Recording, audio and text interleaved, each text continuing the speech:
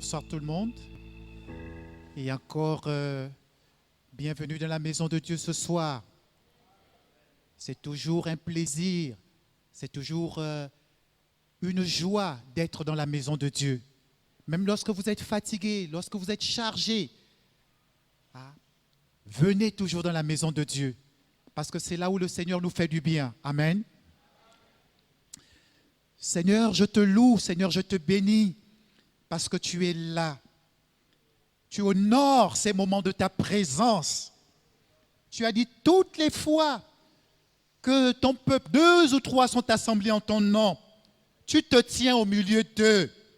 Seigneur, tu es là ce soir et tu vas nous faire du bien. Tu vas nous bénir. Seigneur, nous ne sortirons pas de là tel que nous sommes rentrés. Seigneur, parce que ta parole, même si nous l'avons déjà écoutée, même si ces passages, nous les connaissons, vont nous faire encore du bien. Merci pour ton esprit qui est là au milieu de nous et qui va nous conduire dans toute ta volonté ce soir. Au nom de Jésus, amen. Il est dit, il en sera comme d'un homme qui, partant pour un voyage, appela ses serviteurs et leur remit ses biens. Il donna 5 talents à l'un, 2 à l'autre et 1 au troisième, à chacun selon sa capacité, et il partit. Aussitôt, celui qui avait reçu les 5 talents s'en alla, les fit valoir et il gagna. De même, celui qui avait reçu les 2 talents en gagnant 2 autres. Celui qui n'avait reçu qu'un talent, qui n'avait reçu qu'un, alla faire un creux dans la terre et cacha l'argent de son maître. Ce passage-là, il faudra le retenir. Je reviendrai là-dessus après. Longtemps après, le maître de ses serviteurs revint et leur fit rendre des comptes. Celui qui avait reçu les 5 talents s'approcha en apportant 5 autres talents et il dit, « Seigneur, tu m'as remis 5 talents, voici, j'en ai gagné 5 autres. » Son maître lui dit, « C'est bien, bon et fidèle serviteur, tu as été fidèle. En peu de choses, je te confierai beaucoup. Entre dans la joie de ton maître. » Celui qui avait reçu les 2 talents s'approcha aussi et il dit, « Seigneur, tu m'as remis 2 talents, voici, j'en ai gagné 2 autres. » Son maître lui dit, « C'est bien, bon et fidèle serviteur, tu as été fidèle en peu de choses, je te confierai beaucoup. Entre dans la joie de ton maître. » Celui qui n'avait reçu qu'un talent s'approcha ensuite et il dit, « Seigneur, je savais que tu es un homme dur qui moissonne où tu n'as pas semé et qui amasse où tu n'as pas vanné. » Voilà, ce verset-là aussi est intéressant, on reviendra là-dessus. « J'ai eu peur, je suis allé cacher ton talent dans la terre, voici, prends ce qui est à toi. » Au verset suivant, son maître lui répondit, « Serviteur méchant et paresseux, tu savais que je moissonne où je n'ai pas semé et que j'amasse où je n'ai pas vanné. Il te fallait donc remettre mon argent au banquier et à mon retour, j'aurais retiré ce qui est à moi avec intérêt. Ôtez-lui donc le talent et donnez-le à celui qui a les 10 talents. Car on donnera à celui qui a et il sera dans l'abondance, mais à celui qui n'a pas, on ôtera même ce qu'il a. Et le serviteur inutile, jetez-le dans les ténèbres du dehors, où il y aura des pleurs et des grincements dedans. » Amen. Avant de continuer, je voudrais d'abord dire merci à notre papa qui m'accorde encore cette grâce de pouvoir me tenir devant vous et partager cet enseignement-là. Merci beaucoup, papa. Merci, président. Merci, apôtre, pour le privilège que j'ai de partager ce soir cet enseignement-là, cette portion d'écriture avec vous. Ce que je voulais dire tout à l'heure, c'est que le Seigneur conduit son Église. Le Saint-Esprit conduit son Église. Parfois, nous avons l'impression que Ce sont les hommes, en fait, qui dirigent, qui tirent les ficelles, mais c'est en fait Dieu qui conduit son Église. Vous voyez, quand je vais, ça c'est un peu l'autre thème de ce soir, notre responsabilité dans la croissance de l'Église. Dans la croissance de l'Église, dans l'avancement du royaume de Dieu, si vous voulez, mais dans la croissance de l'Église, parce que je vais rester dans la ligne de mire du thème de l'année, à savoir réveil, croissance et discipulat. Quand je reçois ce passage-là, ce n'est pas le passage que moi je voulais prêcher. Je voulais en fait nous entretenir ce soir. Je pars dimanche, me dis, ah, c'est moi qui dois donner l'enseignement. J'avais déjà un passage dans l'esprit. Il y avait une portion de la tour de Babel que je voulais développer pour faire partager également un certain nombre de choses à ceux qui sont dans les annexes par rapport à ce que j'avais évoqué la dernière fois sur, en fait, l'unité de l'Église, l'unité des chrétiens, catalyseur de réveil, l'unité des chrétiens de l'Église, catalyseur du réveil. Mais lorsque je dis très souvent, le Seigneur, il faut toujours l'interroger. Il faut toujours demander au Seigneur, Seigneur, qu'est-ce que tu veux? Et le programme de l'Église nationale avait déjà, ils avaient élaboré le programme, il y avait un moment de réveil. Et en priant, j'ai terminé de prier avec mon épouse. Et je me réveille à 3 heures du matin. Et je vois une image. Je me retrouve avec Messi. Je suis convié à un anniversaire de Messi. Messi, le footballeur. J'arrive là. Il arrive. Il est assis. Et après Messi, il vient, il me pose la question, où est ce que tu as apporté pour moi comme cadeau? Je regarde Messi, je dis, mais franchement, tu es milliardaire. Tu as tout cet argent-là. Le cadeau que moi je dois apporter t'intéresse, c'est si important. Et je me suis réveillé. J'ai dit, pourquoi le Seigneur me donne une telle image? Je suis resté assis là, un moment vers 3 heures du matin, et le passage qui m'est venu à l'esprit, à l'instant même, c'était Matthieu, en fait, la réaction du serviteur inutile. C'est-à-dire ma réaction, à un moment donné, quand j'ai apprêté un cadeau, j'avais un cadeau, c'est l'anniversaire de Messi, il faut, même s'il a déjà tout, mais il faut que j'apporte quelque chose. Donc le cadeau qui m'est... Je suis arrivé, le passage m'est venu à l'esprit tout de suite. Et j'ai vu cela défiler comme ça, la réaction du serviteur inutile. Il a trouvé son maître un peu comme dur, un maître dur, difficile. Et lorsque j'ai relu ce que l'ancien Phal a envoyé par rapport à cela, j'ai tout de suite compris en fait pourquoi le Seigneur me conduisait là-bas. Parce que les deux passages, le passage dont on parle là, parle du retour. Ça parle du retour de Jésus. Ça parle du retour de Jésus. Quand vous prenez le chapitre 24 le chapitre 25, les deux chapitres parlent des choses qui marquent le retour de Jésus. Je ne suis pas là pour parler des événements. Le pasteur Arthur, demain, va certainement développer cela. Mais je veux nous montrer que le Seigneur conduit son Église. Que les choses ne se font pas toujours comme nous pensons que non, voilà, ça c'est l'homme qui a fait cela. C'est l'homme qui a dicté telle ou telle chose. Parce que moi, ce n'est pas ce que je voulais développer, mais le Seigneur me conduit à cela. Et quand je regarde, je dis, mais ces deux passages-là parlent du retour de Jésus. Du retour de Jésus et du jugement dernier. Le jugement dernier.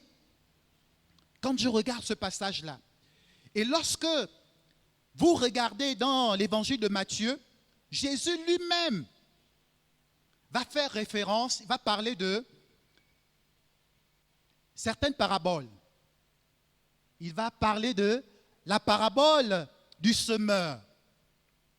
Il va la parabole des 10 vierges, 5 sages, 5 folles. Il va parler du blé et de l'ivraie. Il va parler de la parabole des talents. Mais quand vous regroupez toutes ces paraboles-là, il y a quelque chose qui sort de là. C'est le jugement. Il y a une vérité qui sort là, à savoir, tous autant que nous sommes dans l'église, nous ne serons pas sauvés. C'est une vérité. C'est Jésus qui a dit cela. Dans l'église, il y a l'ivraie, il y a le blé. Et Jésus dit, laissez les deux croître. La semence, le semeur sème. Malheureusement, la semence tombera parfois dans la bonne terre, une autre dans des endroits pierreux, là où il y a des ronces, tout cela, et elle ne produira pas le fruit.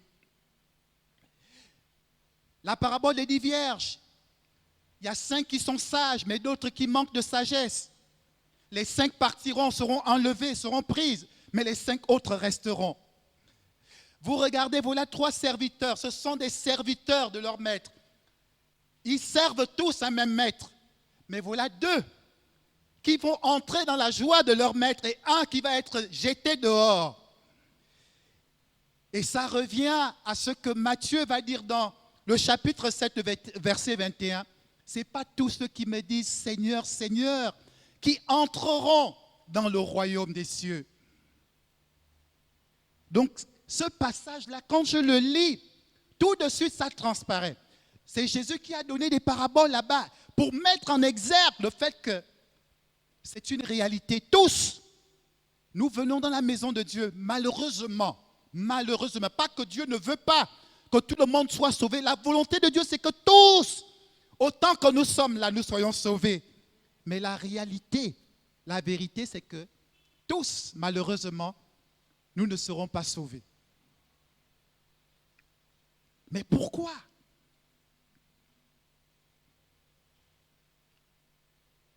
Il y a des grâces, il y a des devoirs. Il y a des choses que le Seigneur nous accorde gracieusement, mais nous avons également des devoirs à remplir, des choses à faire, justement pour entrer. Voilà une parabole que nous avons lue. Et je souligne avant tout que Jésus, il est à 2 jours, nous sommes à 2 jours de la Pâque. 2 jours, quand il raconte, il parle de cette parabole-là. Il est à 2 jours, nous sommes à 2 jours de la Pâque. Il est en train de montrer qu'il va partir. Il fera comme un long voyage, mais il va revenir. Le voyage va sembler long, mais il reviendra. Il va revenir.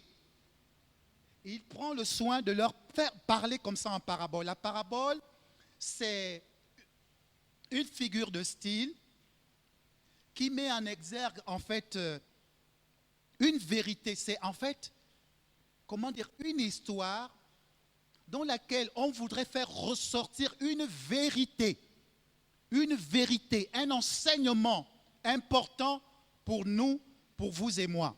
Donc ici, Jésus a 2 jours. Nous sommes à 2 jours de la Pâque. Jésus va raconter cette histoire-là. Il va leur dire, il en sera comme d'un homme partant pour un voyage, appela ses serviteurs et leur remit ses biens. Ces biens ici, ça appelle un peu comme, ça fait de nous des intendants. Il remit ses biens à ses serviteurs. Vous et moi sommes des serviteurs et des servantes du Seigneur. Donc Jésus vient ici, il appelle ses serviteurs. Dans la version grecque, c'est traduit par ses esclaves. Et il leur remet, ses biens. Quand Jésus parle ici, il est en train de parler de lui. Que je vais partir, l'ascension, je vais bientôt repartir. Je vais faire un long voyage. Ça prendra certainement du temps. mais je prends le soin de vous remettre mes biens pour que vous les gériez, pour que vous soyez des administrateurs, que vous soyez des intendants, des bons gestionnaires. Ce sont mes biens, ce ne sont pas les vôtres, ce sont mes biens. Je prends la peine de vous les confier. C'est ce que Jésus essaie de dire là. Ce sont ses serviteurs, hein, il les connaît tous. La preuve, au verset suivant, il donna 5 à l'un, 2 à l'autre, 1 au troisième, chacun selon sa capacité, et il partit. Selon sa capacité, il les connaissait très bien. Il savait que celui à qui il remet 5 talents avait la capacité de gérer ces 5 talents-là, de gérer ce potentiel-là.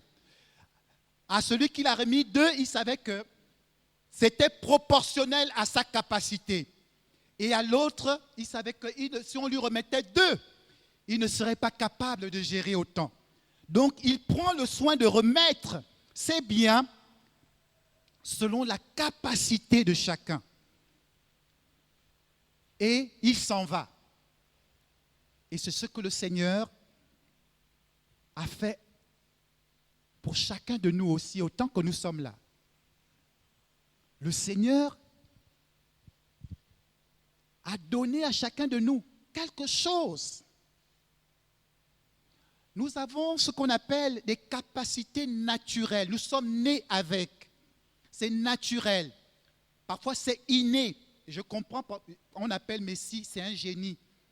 Il y a des choses, il ne force pas. Ça vient naturellement. Les autres ont besoin de beaucoup de travail pour faire certaines choses. Mais lui, c'est comme si c'est naturel. Il fait certaines choses, il n'a pas besoin de forcer. La compétence, par contre, s'acquiert avec beaucoup de travail. Tu vas apprendre et tu acquiers une certaine compétence. Par contre, les capacités naturelles, tu viens avec. On remarque, mais tiens, ce petit sait faire cela. Tu n'as pas appris à le faire. C'est naturel. Il y a des capacités, vous arrivez, ça se passait déjà. On dit, oh, il a tel ou tel talent. Il a ou telle capacité naturelle. Il y a des gens, vous regardez la force simplement, la force qu'il déploie sur le plan physique, il est né avec. Sa corpulence lui permet de faire cela. Mais il y a d'autres, vous allez voir, ils sont sveltes, il y a des choses qu'ils ne peuvent pas faire. La personne est frêle. Donc, il y a des capacités naturelles que Dieu nous donne, nous accorde lorsque nous venons. Et il y a maintenant d'autres, ce qu'on appelle des capacités spirituelles, qu'on appelle ici des dons spirituels, que nous acquérons lorsque nous venons en Christ et que le Saint-Esprit, lorsqu'il descend sur nous, il nous rend capable d'exercer. Ça, c'est surnaturel. Ça vient du Saint-Esprit. Il y a des dons, le parler en langue, la prophétie, la parole de connaissance, la parole de sagesse. Ça, c'est des capacités, des dons spirituels que le Seigneur nous donne à travers son esprit lorsque nous sommes baptisés du Saint-Esprit. Donc, à un moment, le Seigneur nous donne tout cela. Il nous donne cela. Même sans avoir, il y a des personnes qui ne sont pas en Christ, mais vous regardez, il y a des talents qu'ils ont. Lorsqu'ils arrivent dans le Seigneur, ces talents sont comme bonifiés parce que le Saint-Esprit va parfaire ces talents-là et ces talents-là vont être utiles au royaume de Dieu. Donc, je fais cette part. Donc, il va remettre des talents au premier, il va remettre 5, au second 2 et au troisième 1 selon sa capacité. Selon sa capacité. Ce que je voudrais, la première chose que je vais vraiment mettre ici, la gestion des talents, la gestion de des ressources que le Seigneur nous a données pour justement que notre Église puisse croître. C'est ce que je voudrais développer ce soir. Il y a beaucoup de choses que je peux dire ici, mais pour rester vraiment dans le thème de l'année, je voudrais développer cela. Donc ici, qu'est-ce qui se passe au verset 1? Aussitôt, celui qui avait reçu les 5 talents s'en alla, les fit valoir et il en gagna 5 autres talents. Gestion des ressources. La gestion des ressources. Ici, je veux mettre en exergue le temps. Le temps que le Seigneur nous donne, c'est une ressource importante. C'est une ressource importante. Il y a les moyens financiers. Tous autant que nous sommes là, nous n'avons pas les mêmes moyens financiers. Mais il faut savoir que ce sont des ressources que le Seigneur nous donne. Il y a des opportunités que le Seigneur met devant nous, nous donne. Nous n'avons pas tous les mêmes opportunités. Il y a des capacités intellectuelles. Les capacités intellectuelles. Tout cela, ça rentre dans ce qu'on appelle talent. Talent ici, en fait, je n'ai pas expliqué cela, mais talent ici, c'était une unité monétaire à l'époque antique, dans la Grèce antique. Ça valait à peu près dans les 30 kilos d'argent. Et on symbolisait ça à peu près à 20 ans de travail de quelqu'un. Donc la richesse, l'équivalent de cela, 20 ans de travail. Vous voyez un peu le potentiel que le Seigneur a déposé, a remis, à peu près ce que le Seigneur a remis à chacun. C'est-à-dire, quelqu'un travaillait pendant au moins 20 ans, toute cette richesse-là. Bon, aujourd'hui, on dit à peu près, certains ont estimé ça à $1 million américains. C'est-à-dire un talent, à peu près $1 million. Si je convertis à peu près en CFA, ça fait plus d'un demi-milliard. Donc nous sommes à peu près dans les 600 millions de francs CFA. Donc le Seigneur vient, il te donne ces ressources-là, il te dit, va, voilà, ça c'est pour toi. À l'autre, il va donner 5 fois. Donc 5 talents. Donc ça fait à peu près dans les 36, de 3 milliards 600, c'est ça? 3 milliards 600. Donc le premier a reçu à peu près 3 milliards 600 000 francs CFA. L'autre a reçu à peu près 1 milliard 200 et le dernier a reçu à peu près 600 millions de francs CFA, pour parler concrètement dans notre contexte. Il dit, voilà, ce sont mes biens, ce sont mes économies, c'est mon argent. Je te donne cela pour que tu gères. Il dit, ce n'est pas ton argent, c'est mon argent, ce sont mes biens. Mais je te donne pour que tu sois un intendant, un gérant, un gestionnaire, un administrateur. Et il s'en va. Le Seigneur s'en va pour un long voyage. Mais quand vous regardez, le premier, il est allé fructifier. Il a eu un bénéfice de 100%. Il a eu 5 talents. Donc, sur les 3 milliards 200 millions, il a eu encore 3 milliards 200 millions. Donc, ça faisait en tout 6 milliards 400 millions, s'il fallait parler dans notre contexte. Il a eu un bénéfice de 100%. Et l'autre, le deuxième, il a eu un bénéfice de 100%. Donc, en tout, il avait 2 milliards 400. Et l'autre, sur les 600 millions, il a eu un bénéfice 0%. Il n'a pas fait valoir ce qu'on lui a donné. Après ce long voyage-là, je ne sais pas combien de temps son maître a mis, mais quand son maître revient, il n'a pas fait valoir cela. La première chose, vraiment, je vais parler de la gestion du temps. La gestion de nos ressources, le temps.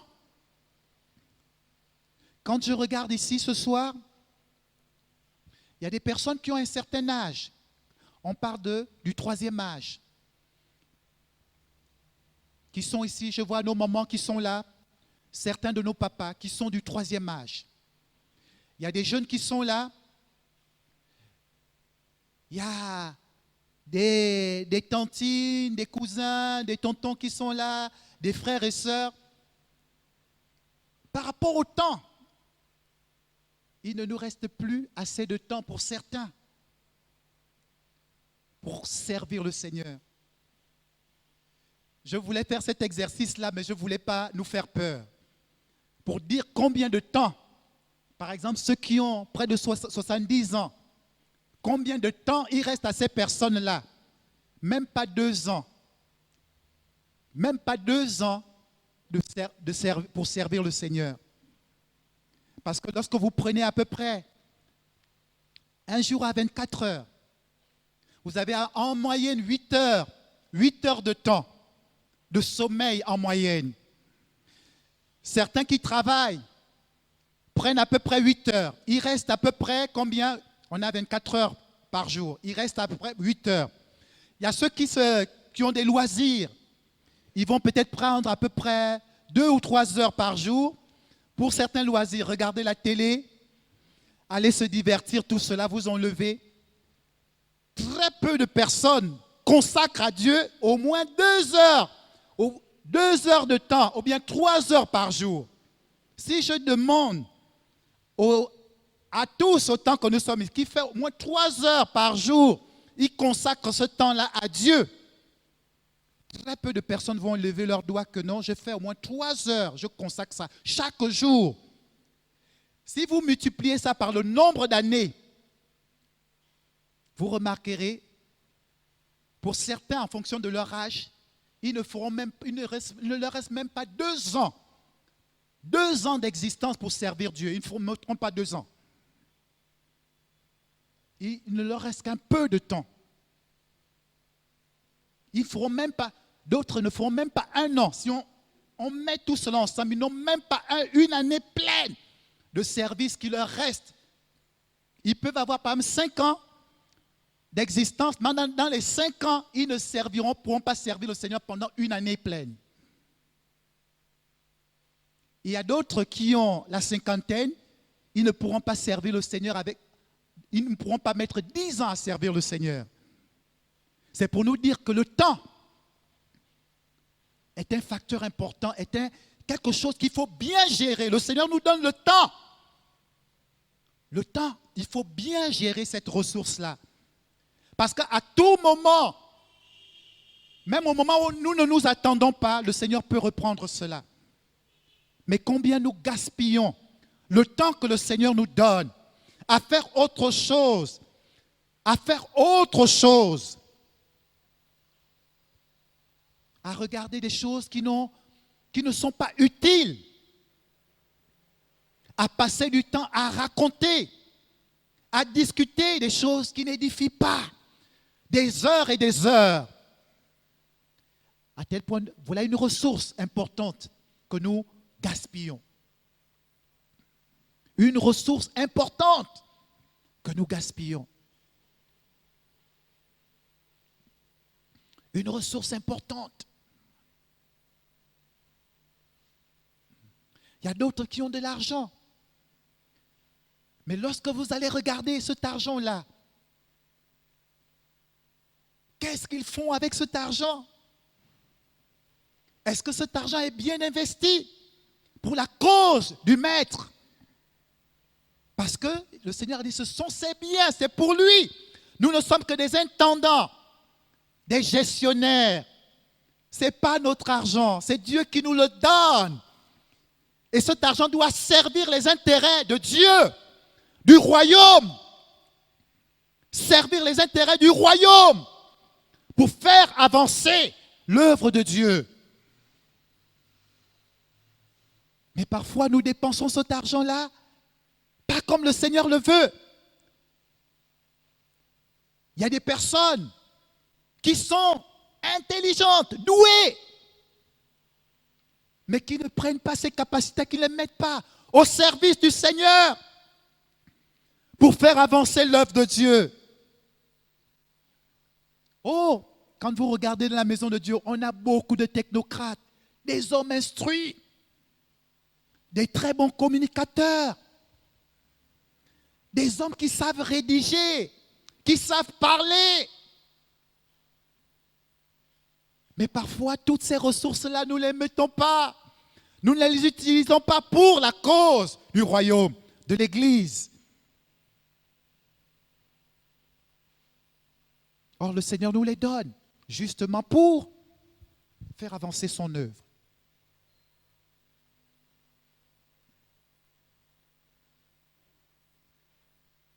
Nous avons une responsabilité dans la croissance de l'Église. Gérer le temps que le Seigneur nous donne.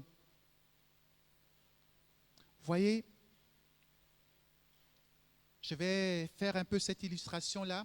Notre pasteur qui est parti, il est venu ici, je crois, la première fois le 15 mai.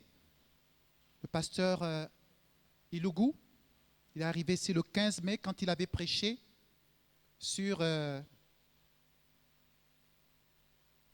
le sentier. Attendez, je vais essayer de... Oui, il avait prêché sur... oui, c'était le 15 mai. Donc, comment le jeune homme rendra-t-il pur son sentier quand il était arrivé ici? J'ai discuté avec lui. Après ici, après avoir prêché, l'apôtre a voulu nous inviter là-bas au bureau. J'étais avec mon épouse. Il est monté, je sentais qu'il voulait quand même, il voulait qu'il y ait une discussion. Bon, comme c'était un jeune couple, il avait besoin d'avoir aussi en face de lui un couple qui allait échanger. Donc, je suis parti avec mon épouse, on a échangé là-bas, on a discuté. J'ai essayé de parler de certains pasteurs du Sénégal que je connais bien, le pasteur Ndour Mignan, le pasteur Félix Ndiaye, le président de l'Assemblée de Dieu. On a discuté, tout cela, on a échangé.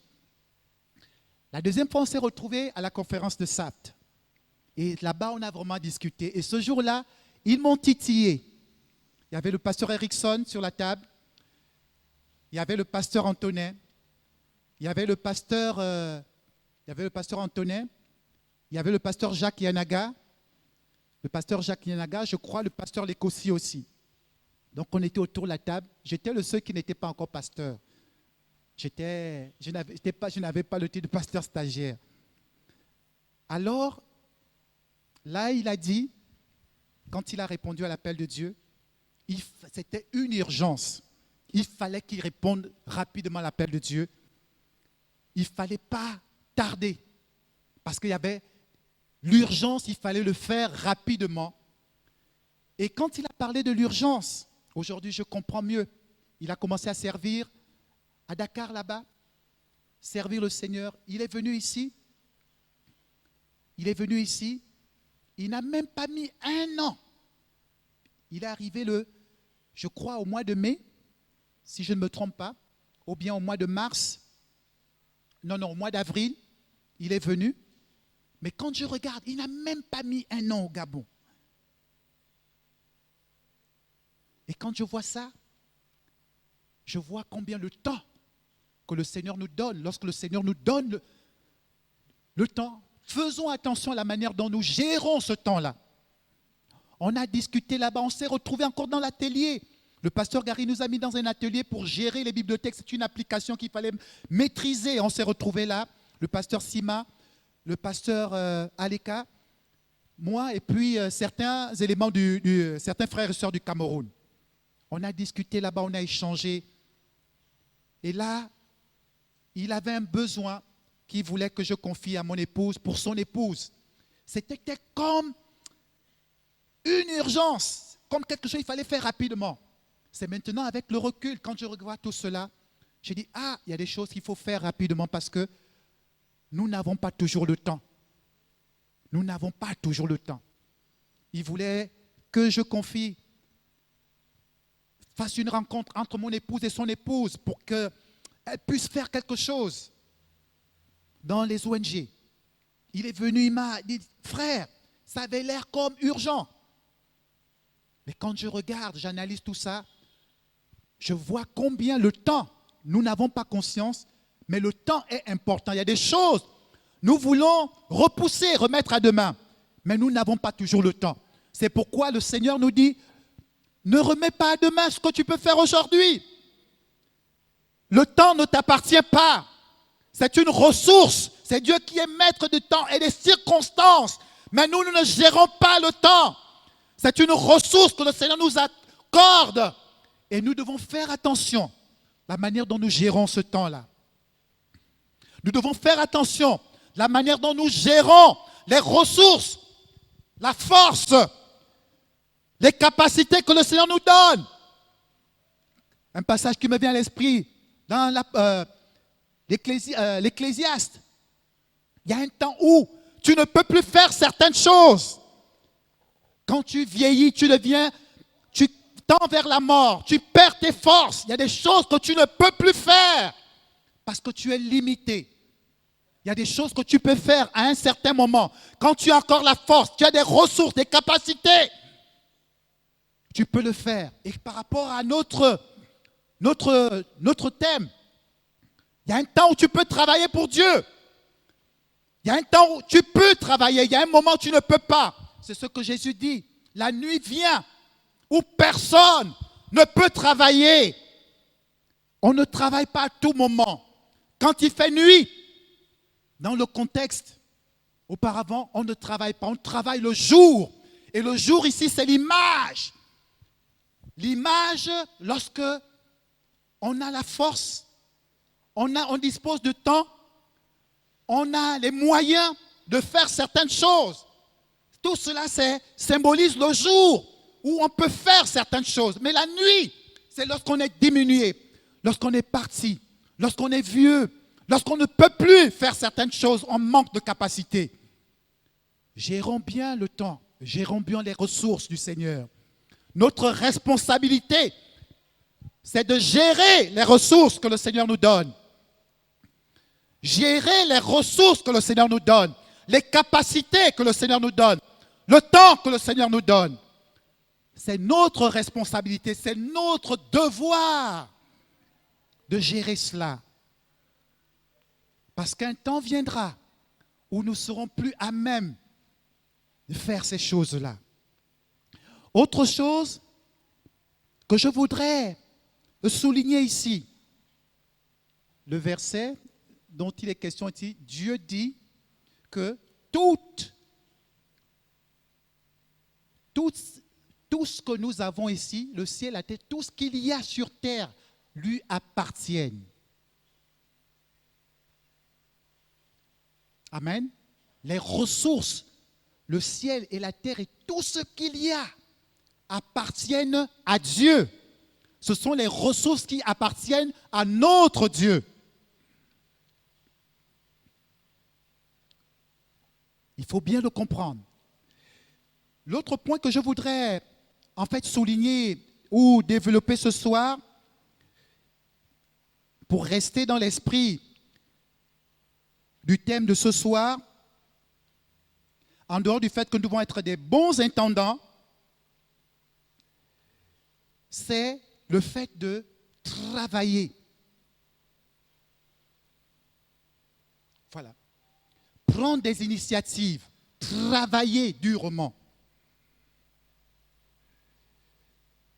Bien-aimés, lorsque vous regardez les résultats de ces deux premiers serviteurs, ce sont des gens qui ont travaillé.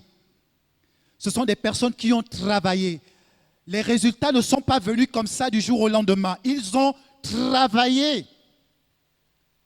Jésus, dans Jean, chapitre 9, le verset 4, quand il parle de travailler, le jour, parce que la nuit vient où personne ne peut travailler, il veut nous interpeller à travailler pour avoir des résultats. Les résultats ne viennent pas comme ça du jour au lendemain. Les résultats ne viennent pas comme ça du jour au lendemain. Les résultats viennent avec le travail. Il faut travailler. Il faut semer pour pouvoir récolter. Il faut planter pour espérer un jour récolter. Il faut apprendre pour avoir du succès. Si on veut passer en classe supérieure, l'étudiant ou l'élève, l'apprenant, se doit de travailler, d'étudier ses leçons. Ça ne se passe pas comme ça. Et c'est la même chose dans la maison de Dieu. Nous voulons la croissance. Notre devoir, c'est de travailler. Nous devons prier. Prier. Je prends par exemple nos mamans qui ne peuvent plus aller à l'évangélisation, qui ne peuvent plus faire le porte-à-porte. Elles vont rester là, dans la présence de Dieu. Elles vont prendre ce temps-là à prier. Prier pour que l'œuvre de Dieu avance. Prier pour que le Seigneur suscite des serviteurs. Prendre du temps, prier. Vous le faites. Voici ce qui est pour vous. Ceux qui sont à l'évangélisation, nous allons lire un passage là qui est édifiant. Ecclésiaste chapitre 11, les 6 premiers versets. Évangéliser. Nous voulons que l'Église croisse, notre devoir.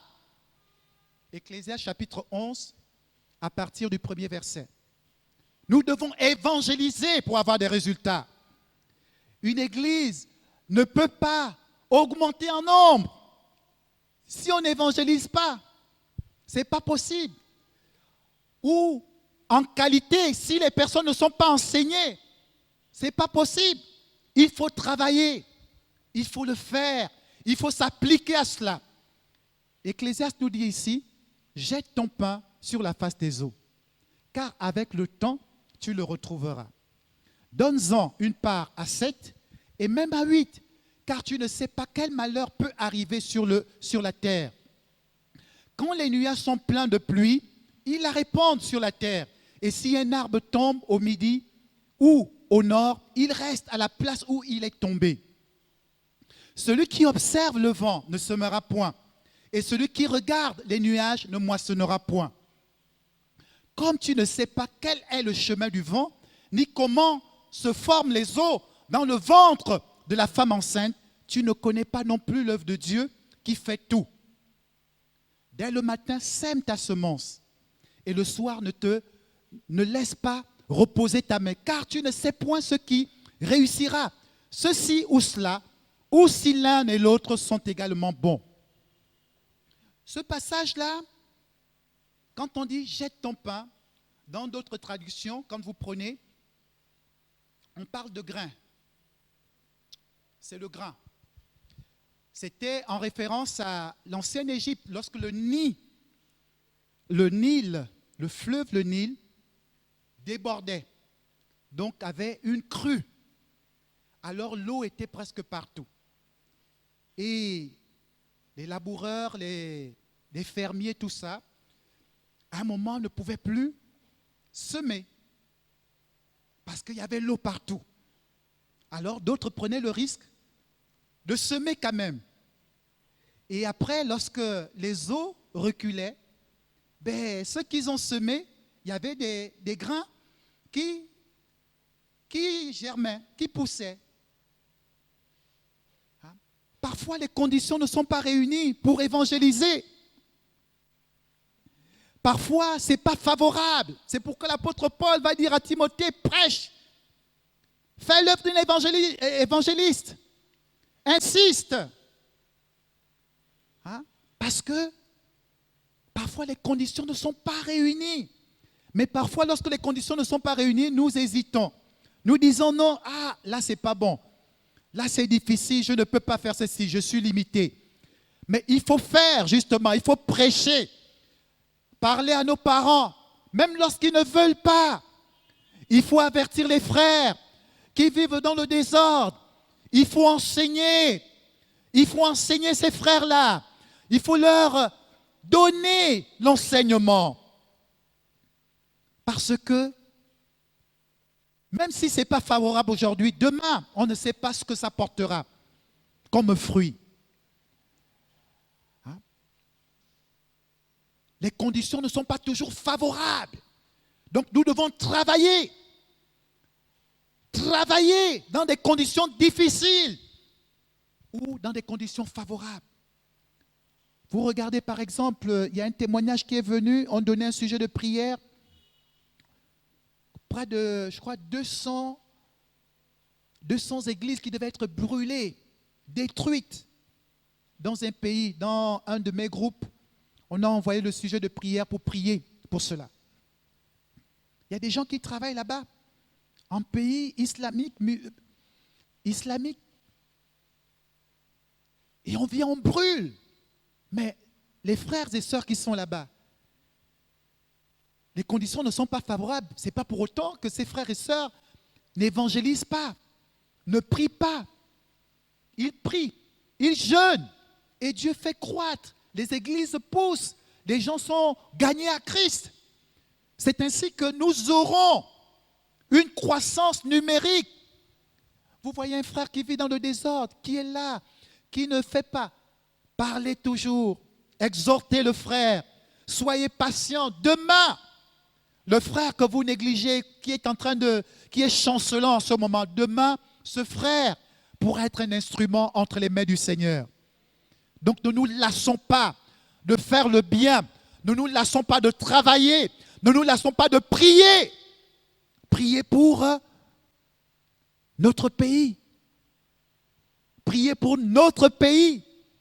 Priez pour nos dirigeants. Vous voyez, aujourd'hui, par exemple, il y a une bonne nouvelle que j'ai reçue. Une vidéo, notre Premier ministre, en allant prêter serment, présenter son cabinet, son gouvernement, ses ministres au Parlement. On veut mettre maintenant une journée nationale où nous allons prier pour le Gabon. Il a cité même de Chroniques 7, 14. Il veut que nous prions pour notre pays. Le Premier ministre.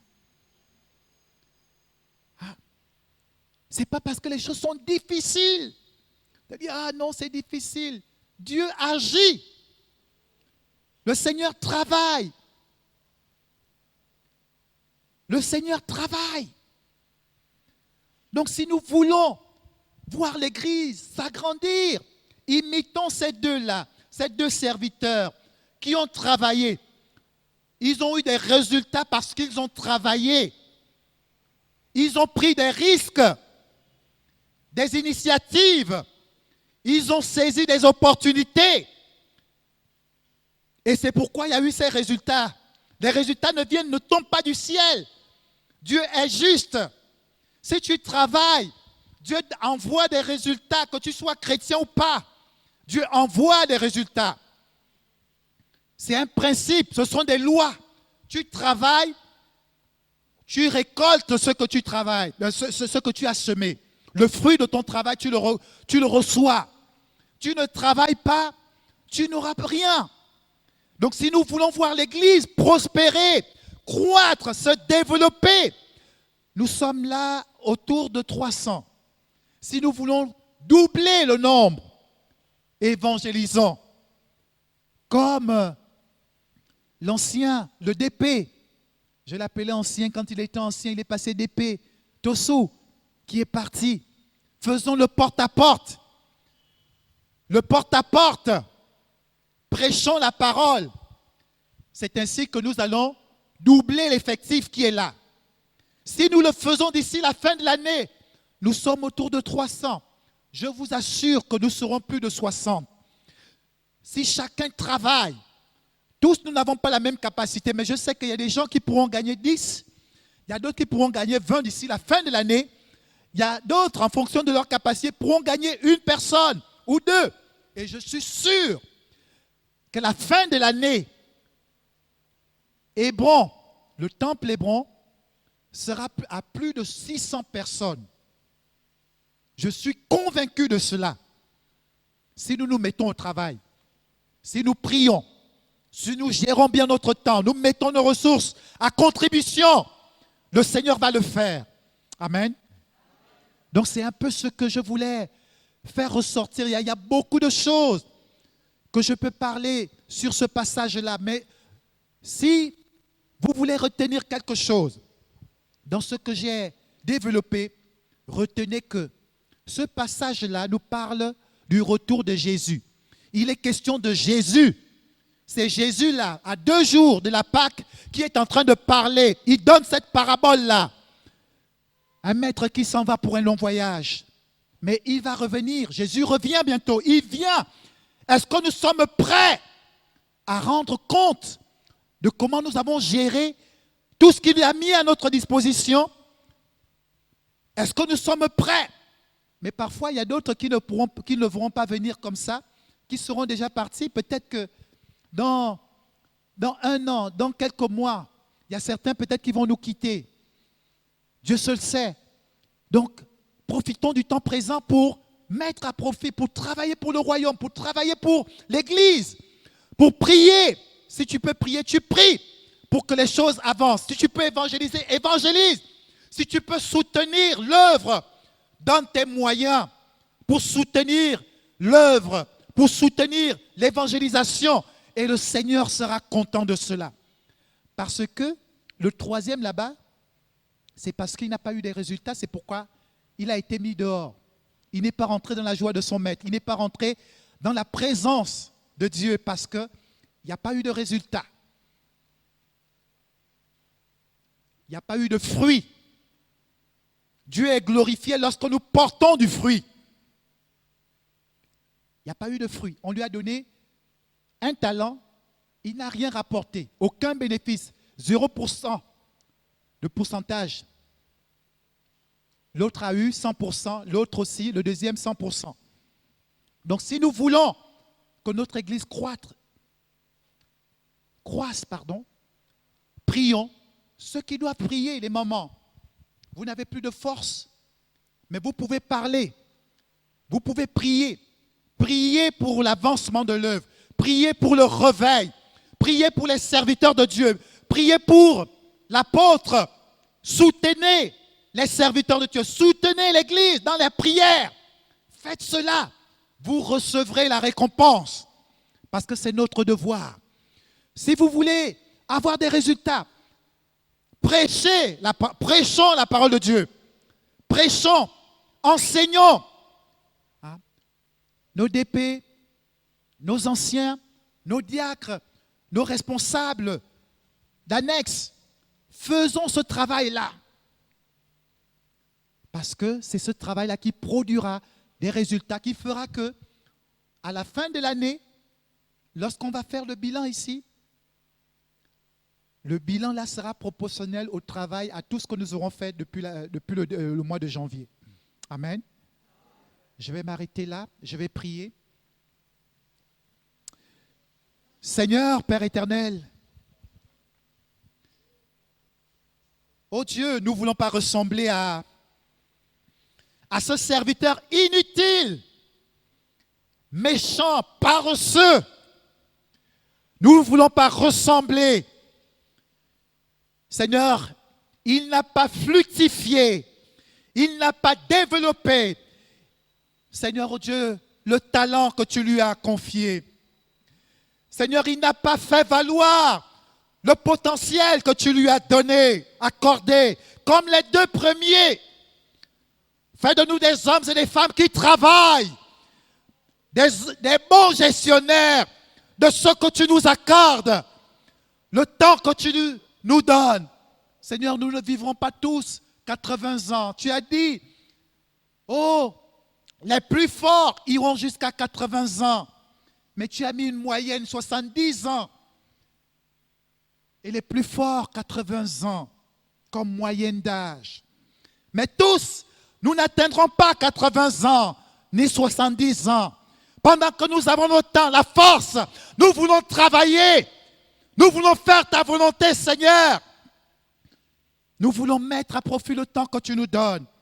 Et les ressources que tu mets à notre disposition. Seigneur, nous voulons être pratiques. Fais de nous une église pratique, concrète. Seigneur, afin que la croissance voulue par ton serviteur et par toi-même, Seigneur, nous puissions l'atteindre. Nous puissions la voir d'ici la fin de l'année. Bénis mon frère, bénis ma soeur et rends-nous concrets dans ce que nous faisons, Seigneur. Bénis chacun, aide nos mamans, aide nos papas. Au nom de Jésus, Amen.